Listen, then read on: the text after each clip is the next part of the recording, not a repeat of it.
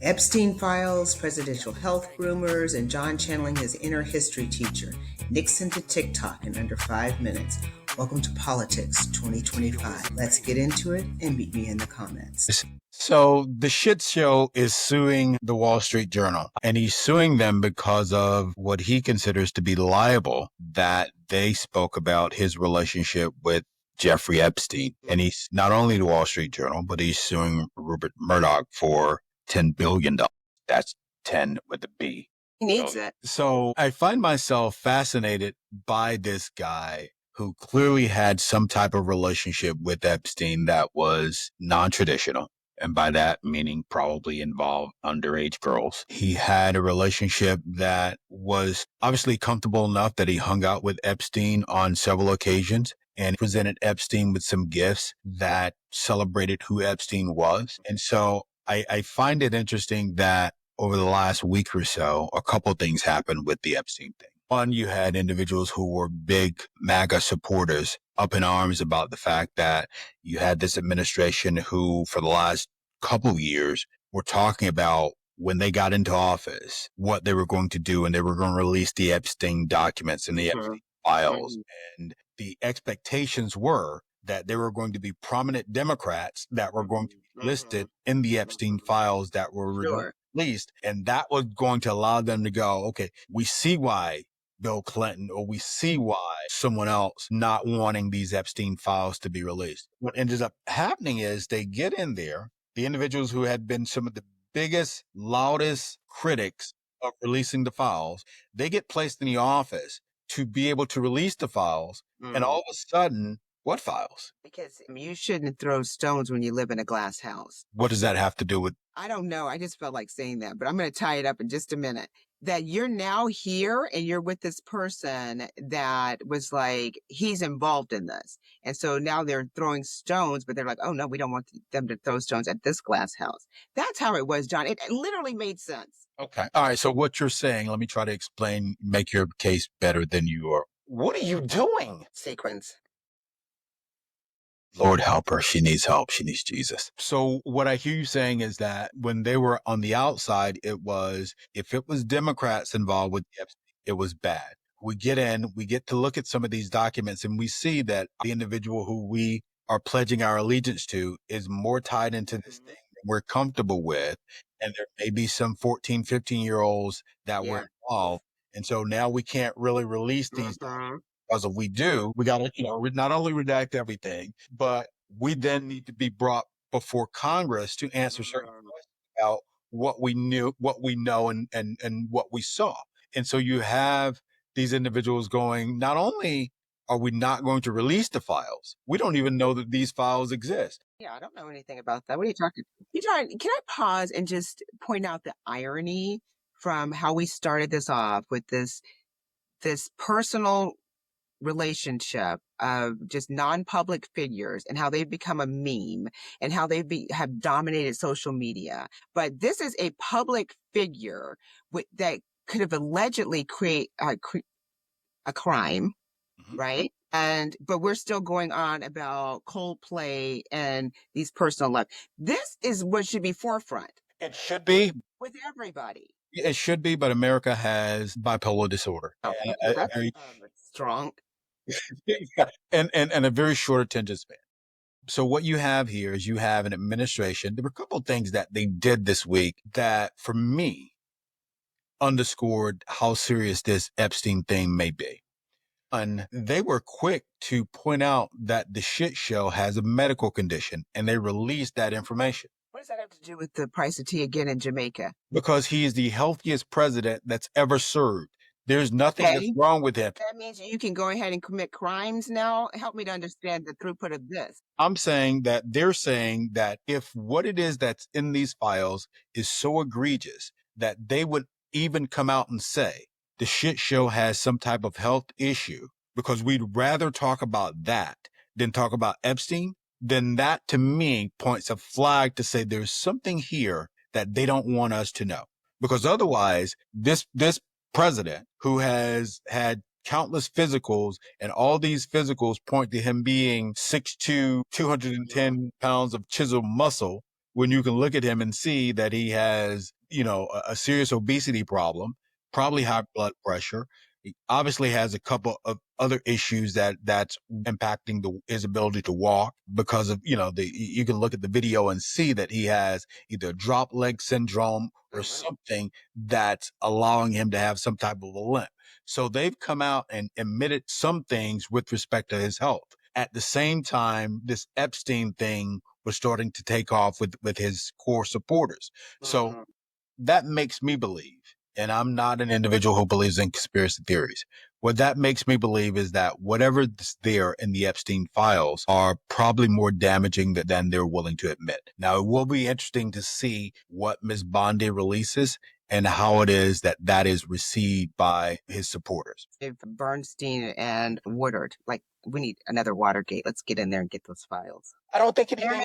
Get on that. That's something you can do. Yeah, I don't think anything is going to come of it. I think that I was listening to Chuck Todd's podcast. Really, really like his podcast. I love Chuck Todd. Yes, he's my favorite. Yeah, he had this podcast and they were talking about life after the shit show for the Republican Party. What does that look like? Is anyone going to be able to keep together his coalition of individuals that he has been able to amass to allow him to retain power?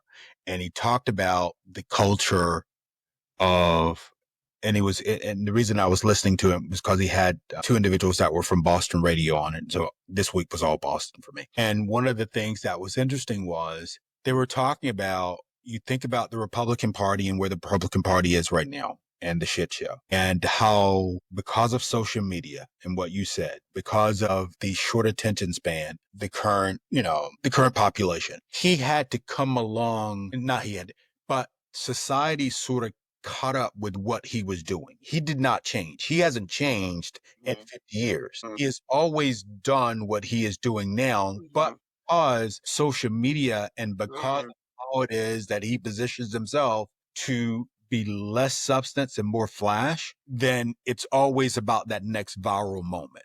And that viral moment is what it is that gets individuals to focus on him and not what he's saying or not what he's doing. And so the theory that Chuck Todd had, was there is no one that's in politics on the Republican side who can be able to capture that. So you'll have the Republicans who are far right, and now you have Democrats who are in the wilderness because there's not a voice for Democrats. And you have this need to have a sane politician to sort of occupy that core center who can speak to moderate Republicans, moderate liberals like myself, who can bring in the individuals to say, okay, guys, they're crazies on both sides, yes, but we don't have to go full far left AOC Bernie Sanders on the Democratic side, or, how Hitler in terms of the shit show on the far right side. So some of the things that he talked about, Chuck Todd talked about in this podcast, was his concern is that you have so many on the Democratic side who want them to strike so hard at Republicans that they lose their way. But see, here's an interesting thing. And I think that you and I talked about this once, and you talked about the social media. I always felt that Trump and Obama were amazing with social media. Like, they both used it to their advantage, obviously different ways, but no one that I can think of, and you go ahead and fill in what you think, has been more effective. And if you think about that, you're saying who could step in?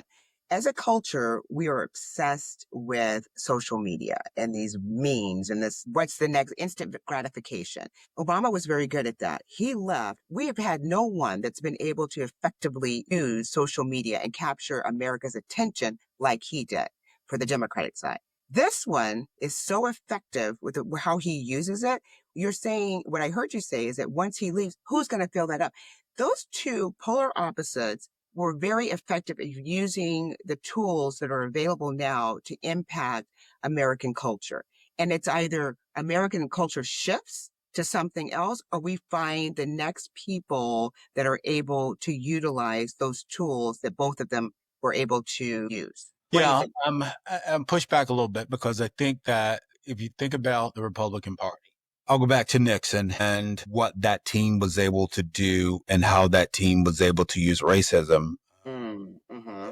help brand what it is that was going on during that moment. And out of the Nixon camp, you had Pat Buchanan and you had Roger Ailes. Roger Ailes obviously went to develop Fox. Pat Buchanan went to develop what we would now call the core MAGA base of the Republican Party. And you had Roger Stone, who is the only one that's still alive from that core Nixon group.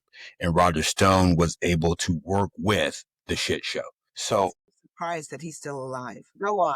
I mean, I'm literally shocked. He's still around? he's still around. So you Sorry, go on. have you have Nixon that leads to Reagan, who was very charismatic, who leads to the shit show. Skipping Bush 41, who I really liked. Bush 43, I like as a person, didn't care for his policies. But you had within Nixon, Reagan, the shit show, charismatic leaders. That's on the Republican side.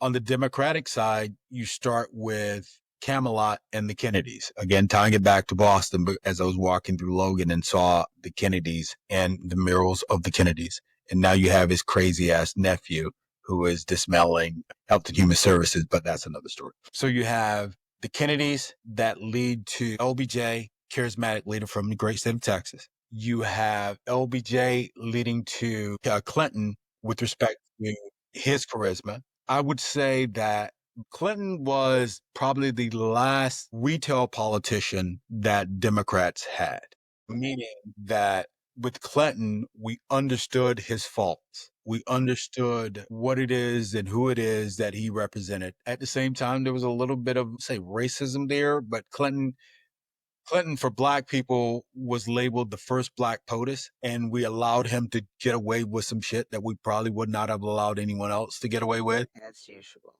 yes. So Clinton, the interesting thing with the Clinton thing was Clinton led to the progressive wing getting more voice, and that was with Howard Dean. Howard Dean was the first one from a social media standpoint to be able to capture what it is that we're now seeing.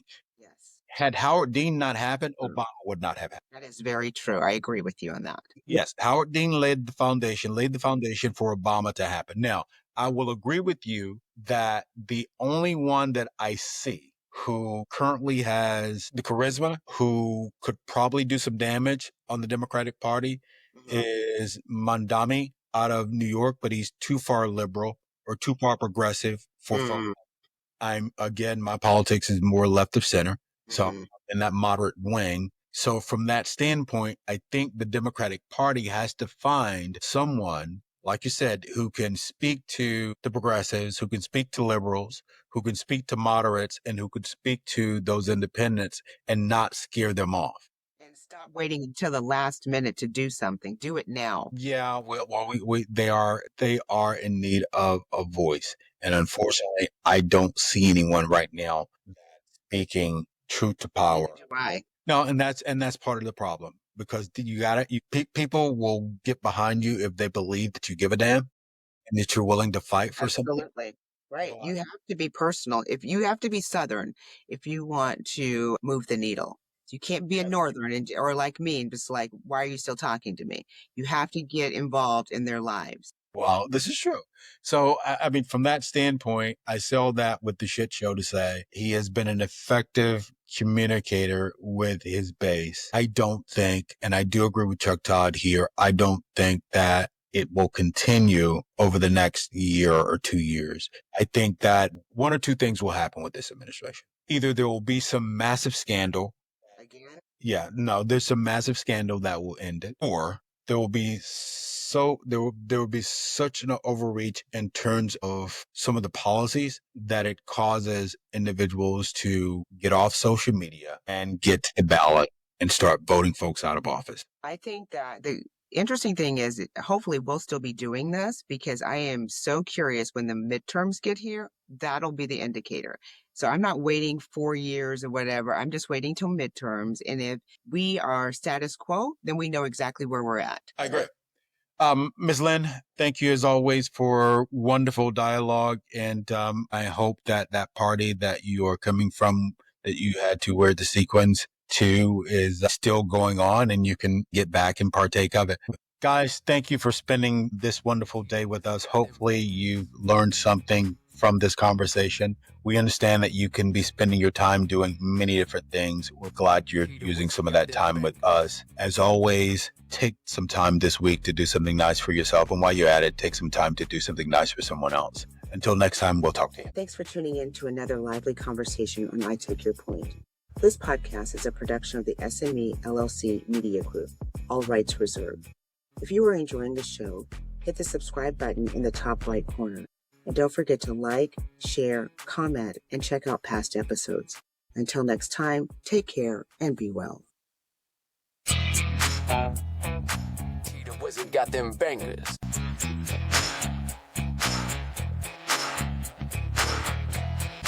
Tita Wizard.